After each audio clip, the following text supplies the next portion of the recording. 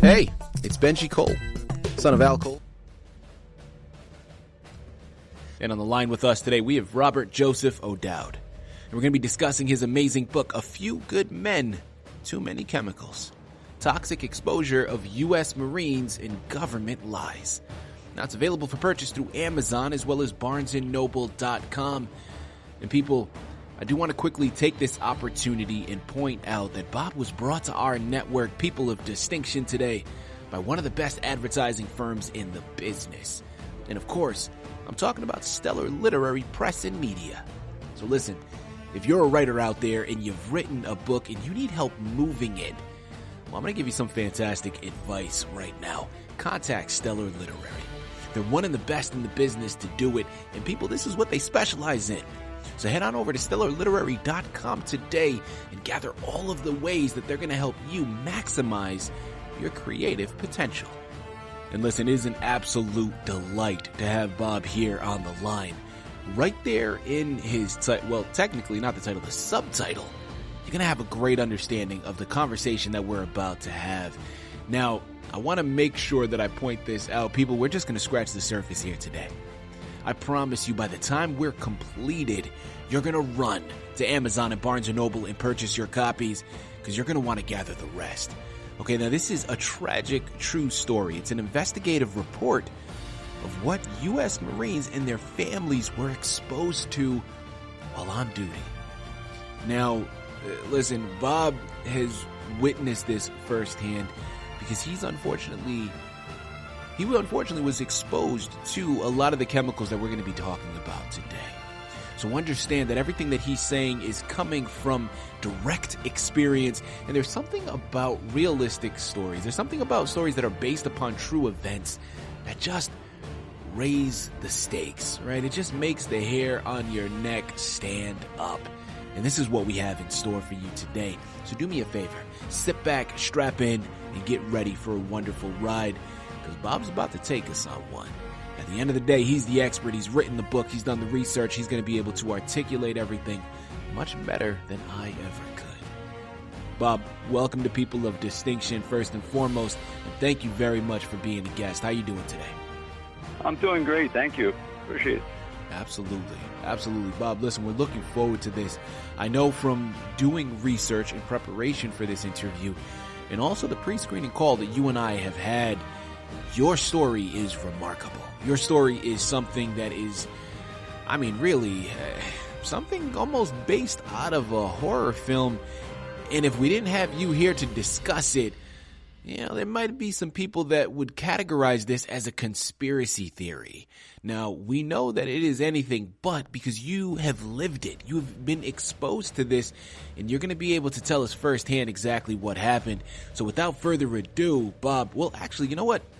Before we go into the book, tell us a little bit more about your background, please.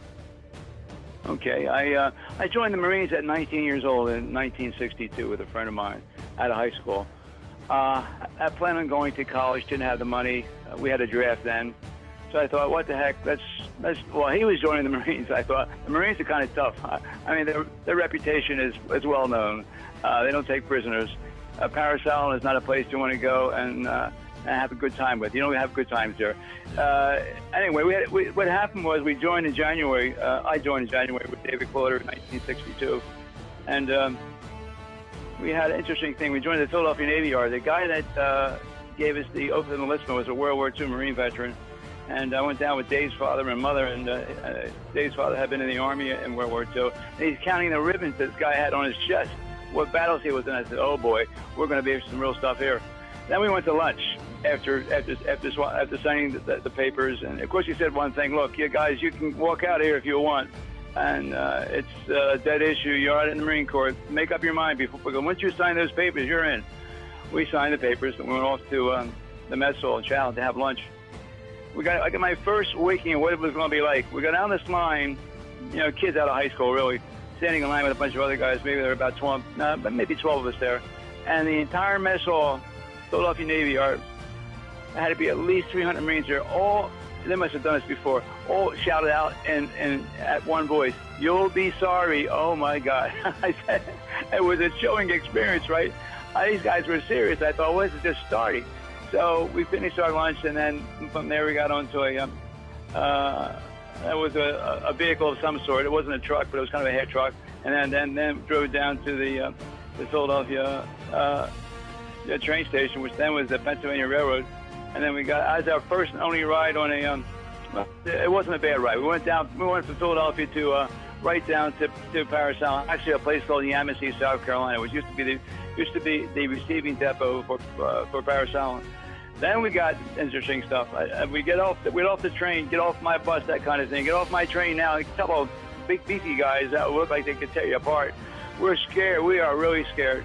And we go from there right into the barracks. There were no. I can remember as if it was yesterday. There were no mattresses on the beds, on bunks. There were just springs. We're sitting on springs for like hours. This is like in January. It's still nice out, but compared to Philadelphia, it's snow. It's warm. This is the first time ever in South Carolina. Palm trees were beautiful, etc. But these guys were tough. We said, guys, we're going to have to go. You're going to go to Parris Island in an hour or so. In the meantime, we're going to make you busy. Go over there and grab the brooms. We're not to clean the streets of Yamasee, South Carolina. But first of all, we're going to have you have breakfast. I still remember the breakfast when they crossed the street, and I never had grits before. I'm Philly. I'm a Philly guy. What a grits. They tasted pretty good, but I don't know what we paid for it. I don't remember now, but I remember we had to eat everything. I would have eaten a plate if it was still edible. I mean, we were scared. Scared. So we had our lunch or breakfast, whatever it was, a combination, and we were smoking, and these Marines said, if you're going to smoke, knock it off right now. The smoking lamp is out. Tell me about the smoking lamp. Tell the smoking. Give me your cigarettes right now. Throw them over here.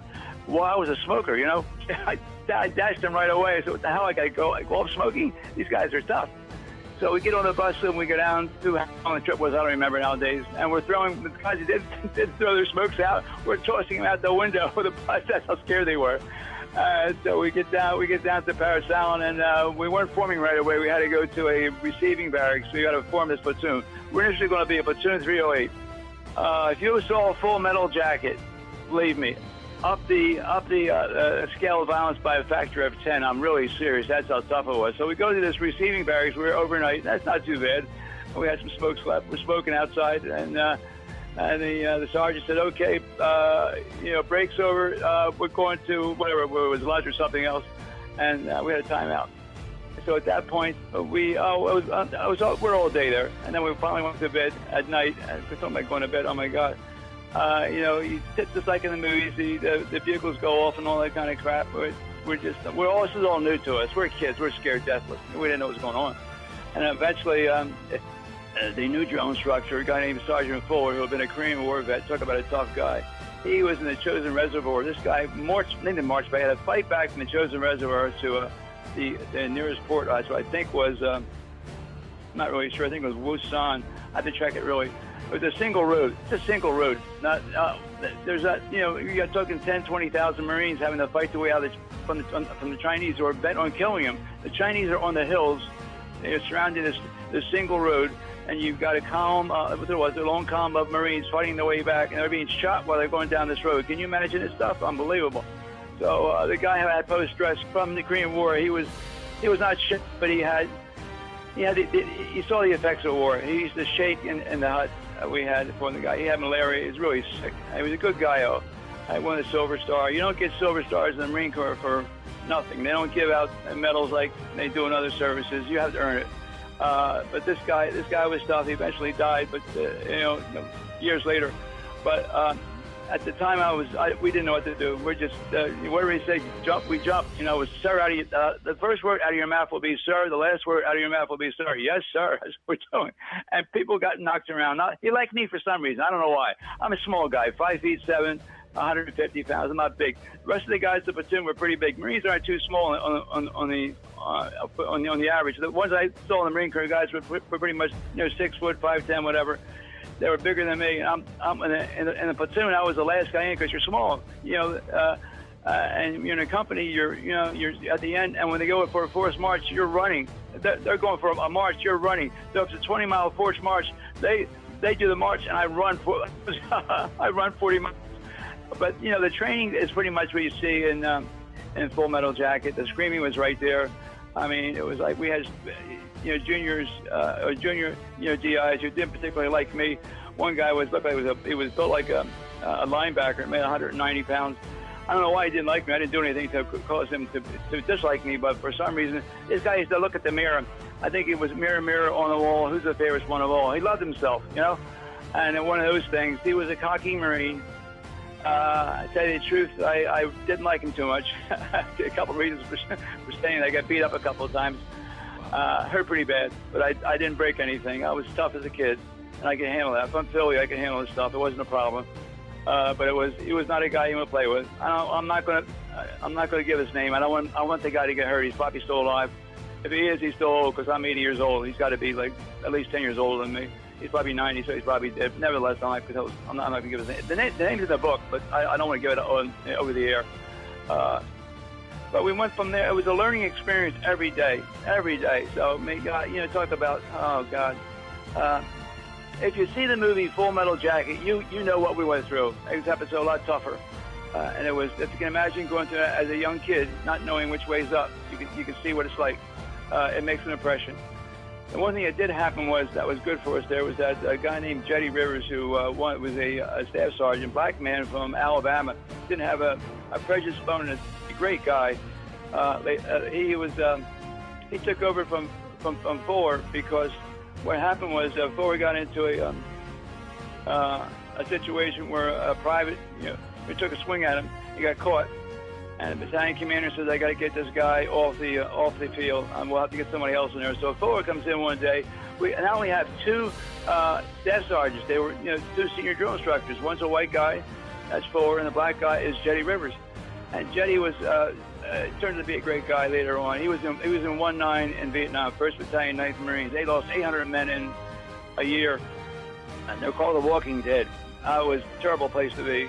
Later on, I had nightmares. I thought maybe I should have stayed in the Corps. Maybe I could have helped, and that was silly to even think of that. But at the time, he was such a good guy to me, I couldn't believe it. It was tough. He wasn't an easy guy, but he was fair. And compared to the other guys that we had who were drill instructors, he was totally opposite of them. He's a well-educated guy. Again, he's a black man from Alabama and raised in Tennessee, graduated from high school in Tennessee. Just a great guy. Anyway, Fuller is looking at Jetty and calling him watermelon, and Jetty's biting his tongue so he wouldn't say anything back. Talk about discipline. This guy had discipline, and it was just. And I'm looking at this all the time, saying, "What the hell is going on with these guys?" He couldn't say a word, just keep your mouth shut and speak when spoken to. That was it. But I can think of some crazy things that happen. I keep this in some sort of order so I can say what's going on, and I don't want to just talk about Parris Island, but Parris was tough. I can't kid you about that. It was tough. I got by because I was a runner in high school. I could run. I smoked. I could run. I was a pretty good runner, half mile and mile. So that got me through it. Size-wise, I was too skinny to do that stuff, but I got through. And if you keep trying, you'll get through it. Never quit. That's one thing I learned so many years ago. Never quit. Don't give up. Just keep fighting. And that's what got me through life so far, anyway. Bob, thank you very much for all of that. Let's transition now because, of course, we want to stay on topic here with the book. A Few Good Men, Too Many Chemicals. We know about your background and how you got involved in the Marines. Talk to us about your book. And really, that subtitle gets to it all. Toxic Exposure of U.S. Marines and Government Lies. Tell us about your story. Well, that happened. My first duty station in the Marine Corps was Marine Career Station, El Toro, California. That became a Superfund site in 1990. That's not a good place to be. And the hangar, Hangar 296 was the worst place you could be on the base. It was contaminated with trichloroethylene, tetrachloroethylene. These are toxic chemicals. It was in the water. We're drinking this stuff. We're cleaning our rifles with it. We're doing everything. We shouldn't be touching that stuff. You got to stay away from it. You'll get killed from that stuff. At the time, we didn't know it. We had no idea. We thought it was okay. We're all right. We're going about our jobs that we had to do. And I didn't know also the hangar was contaminated. My workspace was contaminated with radium-226. That's the stuff that killed Madame Curie. Again, that was discovered many, many years later. And I have the consequences for me were pretty bad. I didn't get cancer from that, but I have a cold intolerance. The doctor said, that's the reason why you're cold all the time. I said, why? Because you're exposed to radiation. Oh, great, okay. And anything to take for it? No pills for that. Just keep on going. But anyway, we kept on. We did our job every day, and they had no idea what was going on in the hangar. We had no idea that the water was contaminated. And later on, I worked for EPA, so I had some idea when it became a Superfund site. So I got to find out what's going on here. And I tracked down the records, and that's what started the writing process on this book. I found out that it's contaminated all right, and our workspace was probably the most contaminated space of all. So many men were killed. My closest friend died of brain cancer about 20 years ago, and I've had 4 cancers since I got out of service, and other problems, all related back to El Toro, and it's a little bit to Camp Lejeune, but most of it's El Toro. And there's no compensation for Marines at El Toro. Each Marine is on his own to fight for VA disability. Well, good luck with that one. I'm telling you, the VA can be good. They can also they're tough to get through, really tough. You can't get through the process without knowing how the process works, and you need a medical nexus opinion to even qualify. That costs money. I spent thousands of dollars on medical statements saying that my current medical conditions are related to the military. Well, money you don't have at the time. Where do you get the money from? No money, no opinion, no disability, and you can't sue the government for that. That changed recently. In Camp Lejeune, you can sue the government. You can file a lawsuit there and get in line, but that's the first time ever. But basically, Marines, Air Force, Army, whatever, you're on your own. And that's tough. You don't know the VA regulations. I've got something from the story. I counted all of the military sites that are EPA Superfunds and put those lists in the book. If you go to the book, you'll see that if you're on these bases, you can trace your illness back to a base you're on, and basically you'll treat. Here's what you do. You look at the base you're at, and if it was online, it's not online, it's going to be a hard copy book. I wish it were. I could talk to the publisher and make it online. That would help, because you could go to the site and click on the base, and that will take you right back to the base and the chemicals that are on the base, and that will take you to the health consequences of exposure to these chemicals. That gets you a start. If you don't have that, you got nothing to go with. But however, from there, you still need a medical doctor. You need a medical doctor to look at your medical records and say, this guy's current condition is related to whatever it was at, blah, blah, blah, because we tracked it back to the records he has, and we also tracked it back to the book he's written. So you got to be at least likely as not that your current medical condition is related to military service. So you don't put that in the medical nexus opinion, you're not going to get anything. You're out the door. We'll see you later. And usually most guys give up and just walk away. So it's a shame, really, because VA should have put that up on their website. That should be on a VA website. They have good websites, but they don't have that. And I mean, I counted 130 bases. I went through the entire EPA list of Superfund sites, civilian and military, and counted all the ones that were military. At the time I was doing it with 130, that was probably close to maybe 15, 20 years ago. It doesn't change that much, however. It takes a long time for these bases to get off the Superfund site, which is the bad site. So you can get a lot of good stuff from that. Thank God I put it in a book. If I get it up, that'll help. And more importantly, if EPA or VA can put it up, that team will help more, because you go to the VA site and click on the site and go right through and it's one-stop shopping. You know, they never did it. I went out and asked a number of veteran service organizations to use their sites to put the information up, and they never did. So we're in a hole there. So it's a fight. Even now, if someone's going in and they're sick and they're at a site that they know is a Superfund site, or there's been contamination on, they have to do a lot of research. Most of that's going to be getting copies of stuff, copies of military reports and contamination, and learning the process as you go through it. That is too tough to do that. That's really tough to do that. Why do that when you can put the darn thing up on one site? Go to that site, click on the base you're at, then click on the chemicals that you've been exposed to. Give that to a doctor, and a doctor can take that and file a claim for you. 1, 2, 3, it's simple. People, again, we're here on the line with Robert Joseph O'Dowd. We're discussing his book, A Few Good Men, Too Many Chemicals, Toxic Exposure of U.S. Marines and Government Lies. Available for purchase through Amazon as well as BarnesandNoble.com. You know, next question as we start to close out of this fantastic book, Bob, what would you say was a highlight for you? Or if not a highlight, because maybe highlight has the wrong connotation, what is something that surprised you throughout this journey that you weren't anticipating before you began? I got a very big surprise when a couple of engineers in the state of California told me that dioxin, which is the deadly chemical, and Agent Orange was on the base in 4 landfills and in the sludge pits. part of the wastewater treatment process, which meant that we actually peed the stuff out. So we drank water that was contaminated with this stuff. We peed it out. That's not good. You don't want to be in Vietnam and California. Basically, what will be happening is that's what the effect would be. Agent Orange, that's the chemical in Agent Orange, dioxin 2,3,7,8 TCDD. It's a deadly chemical. That was a big surprise to me. I didn't realize and I've had prostate cancer too, which is linked to Agent Orange exposure. Never served in Vietnam. Could have gone there. I was overseas when it happened. Didn't serve there, but that's the one that was a big surprise. There's no cure for this stuff. No cure at all, but if you've got a heads up to it, you can talk to your doctor about it and say, how do I handle this stuff?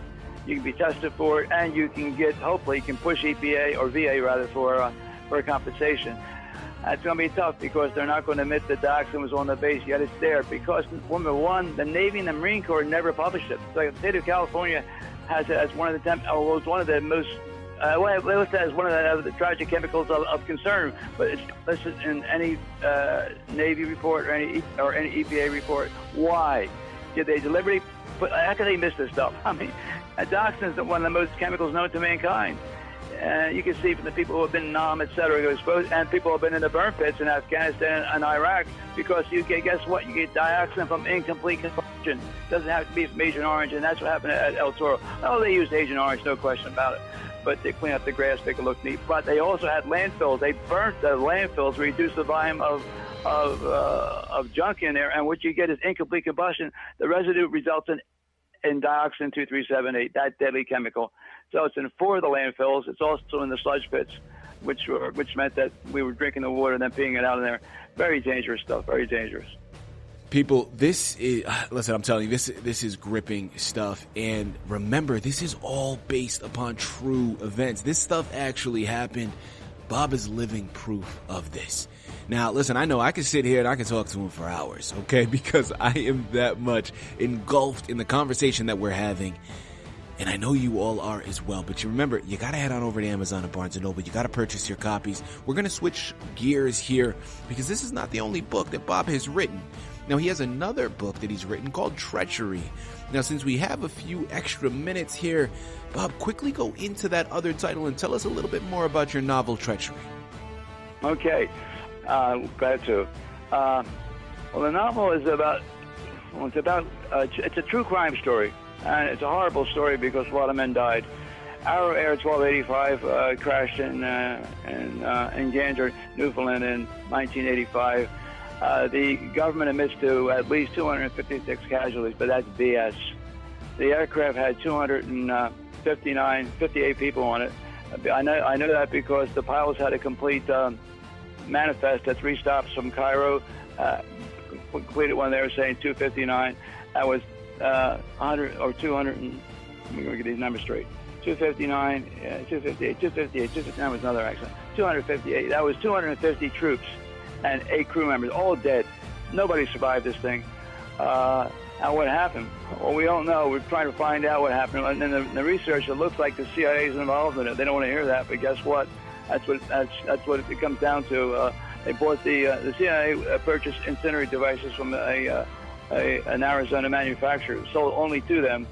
And then how do we know it's on the aircraft? Well, we don't know for sure, but I can tell you what, nobody got off that plane alive. There are some people that talk about a possibility of a covert operation going on in the Middle East. What happened? We've got 101st Airborne troops, first-rate troops, in the Sinai overseas, and they're there for 6 months. They're supposed to be they're on a peacekeeping mission, right? They're guys are just there, just like other guys. They're on a peacekeeping mission to keep the peace between the Israelis and the Egyptians. No war, stop those guys from fighting each other. So they did their job, and at the same time, there we have also allegations that there was a group of people coming in to, you won't believe this one, to use a nuclear backpack, a nuclear bomb, and blow up an Iraqi nuclear weapons research facility with the bomb. Now, it didn't work because they were killed in the process of going out. We don't know how they were killed, whether the Israelis killed them, whether the CIA killed them, or what, but they didn't come back alive. The bodies were loaded on the aircraft in Cairo in boxes, and the commanding officer of the battalion offloaded 41 duffel bags to make room for these wooden boxes. Now, you never do that with troops. You don't offload their personal effects, leave them in Cairo. Are you kidding me? They're going back to the United States, and they got all their clothing and personal stuff in these duffel bags, and they're left at the airport. Now, why would you do that? You got something pretty important to do that. And I think about it, what they had to do. They were loading up bodies that were killed on this mission, the aborted mission that could go to and blow up a bomb. That didn't happen, thank God. We don't need that. Now, who was involved in the mission? Well, the first thing I could find out was the CIA involved in it. Well, they put them where all this bad stuff happens, and usually they're there. We need the CIA, no question about that. But we don't need an organization that goes out and kills people. We don't need that. We have enough trouble with the Chinese and the Russians. Please, we don't need this in our own country. There are loyal people there, but there are people involved in doing bad stuff. And they did this in 1985, and the result was it killed 258 people, although the government only admits 256. Why 256? What's so important about that? Why two people are missing? The two people that are missing, we're pretty sure they were escorting officers, escorting the bodies of the men killed on this covert mission, which were loaded in the cargo hold. And they're going back with them because that's a courtesy. The military would do that every time. Someone's killed in something, they're going to send something back to escort the bodies. Those bodies, they ever got to, bodies were all dropped off in the Air Force Base in Delaware. Sorry, I'm thinking of it now. I can't think of the name right now, but the bodies were taken to Delaware. They were offloaded. It was a big deal back in 1985 because you saw it on TV. I saw it on TV at the time, and I never made a connection until years later. And I said, oh my God, I can't believe these guys were killed like that. Why would you want to do that? Well, they didn't want anybody coming back and blowing a whistle on this covert mission. They couldn't trust them. It had to come from very high up. I mean, who gave that order? Was it Bush? Well, that's a good spot to start with. He could be involved in it. He has that kind of reputation. He was former CIA director, and then he became vice president. So this was in 1985. He was, I think he was president. I'm not sure. I go back and check the dates. So I think he was either president or vice president. Okay, so he was in a position to have that order carried out. And who planted the incendiary devices? Well, I can guess that one. I'm not really sure about that one. I wasn't in. And it happened in Gander. Here's what happened. The aircraft took off from Cairo, landed in Cologne, Germany, and from Germany went to Gander. And Gander, they're on the ground no more than an hour. The guys are going out and getting whatever they're getting, buying stuff to go home, souvenirs. This is December 12th, 1985, right before Christmas. And they're getting all the stuff in the souvenir stores. They're going to bring it back home to see their kids again. Never saw their kids again, never saw their wives, never saw anybody in the family. That plane blew up in the air, not on the ground. Blew up in the air, and it was, no survivors. Everybody's burned alive. They're all dead. We got to investigating the accident, which was not an accident. I can tell you that. They blamed it on icing, but the problem is the men who had their hands on the aircraft, servicing it, refueling it, there was no ice at all. The weatherman at Gander said there's no ice. What's going on here? That was an excuse they used, and they got away with it. And that's the sad thing about it. No sabotage investigation. You have an accident or a collision that kills that number of people and you don't have a sabotage investigation? What the hell's going on? That's crazy. Doesn't make any sense.